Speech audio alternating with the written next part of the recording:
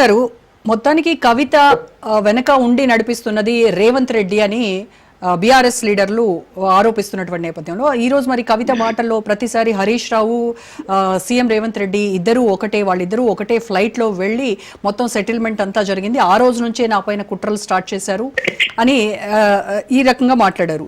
అయితే కాంగ్రెస్ బీఆర్ఎస్ కలిసే డ్రామాలు ఆడుతున్నాయి అని ఇటు బీజేపీ అంటోంది.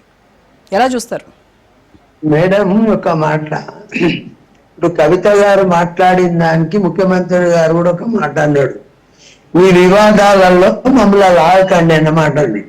నిజంగానే ఈమె కాంగ్రెస్ లో లేదా కాంగ్రెస్ లో కుమ్ముక్కయ్య అనే ఆలోచన ఉంటే ఆమెనే ఒక నిరాధారమైన ఆరోపణ చేస్తుంది హరీష్ రావు గారు రేవంత్ రెడ్డి గారు ఒకటే.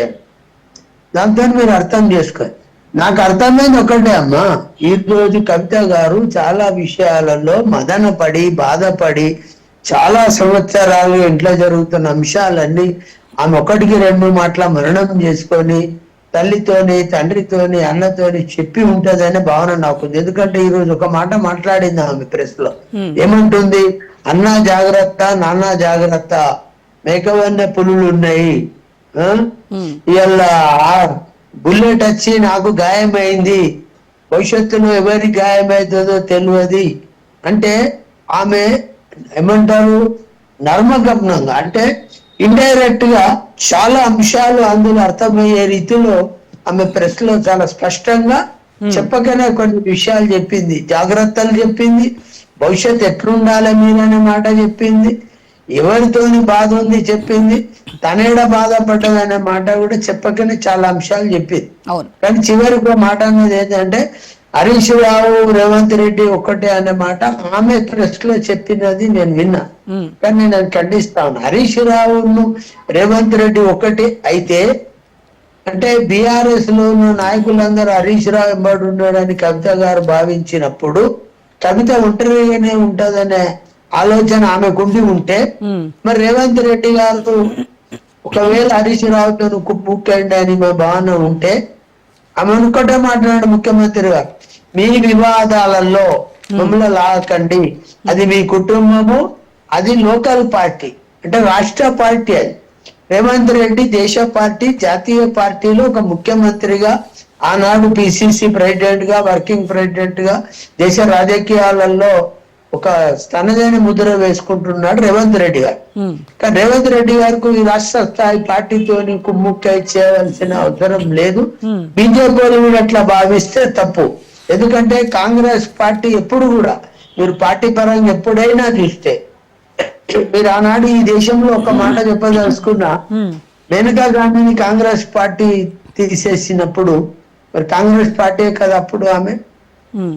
వినండి, చాలా మంది హరికృష్ణను గాని దగ్గుపాటిని చంద్రబాబు తీసేసినప్పుడు గాని శశికళను తమిళనాడులో ఆ పార్టీ నుంచి తీసేసినప్పుడు చాలా రకాలుగా దేశంలో ఉదంతాలు ఉన్నాయి. అంత మాత్రాన ఆ పార్టీ నుంచి వాళ్ళు ఉన్న సంబంధాలలో కొన్ని తప్పులు జరిగి అనుమానాలు హరీష్ రావుకి రేవంత్ కి మధ్య అండర్స్టాండింగ్ లేకపోతే, వాళ్ళిద్దరూ కనుక కుమ్మక్ అవ్వకపోతే ఎందుకు హరీష్ రావు పైన కేసులు హడావిడి 2-3 రోజులు, ఏదో జస్ట్ ఒక హెడ్లైన్, ఒక రోజు ఒక పేపర్లో హెడ్లైన్ 2 రోజులు వస్తాయి, దాని తర్వాత అంతా సైలెన్స్ అయిపోతుంది. ఎందుకు అనంటే వాళ్ళకి ఆయనకు అందాల్సినటువంటివి అందజేస్తున్నారు అనేటువంటిది ఆవిడ ప్రధాన ఆరోపణ. ముఖ్యమంత్రి గారు ఒక కేసు ఎవరైతే ఇప్పుడు నేనే ఒక ఆరోపణ చేసినప్పుడు ఆరోపణను రుజువు చేసుకొని ఆరోపణల మీద నేను నిలబడి ఉన్నప్పుడు కేసు అనేది బలం. రాష్ట్ర ప్రభుత్వ పక్షాన హరీష్ రావు మొన్న అసెంబ్లీలో మీరు చూసారు, హరీష్ రావు గారు కూడా కాళేశ్వరంలో ఒక నిందితుడే అవకాశం ఉందనే మాట ముఖ్యమంత్రి చెప్పిండు. ఎట్లా కుమ్ముక్కైనట్టు పాల వ్యాపారం పైన ఏమైంది, రంగనాయక సాగర్ ఫామ్ హౌస్ ఏమైంది? వినండి, కాళేశ్వరం ప్రాజెక్ట్ లో అవినీతి జరిగిందనే మాట ఈ రోజు కవిత ఒప్పుకున్నది.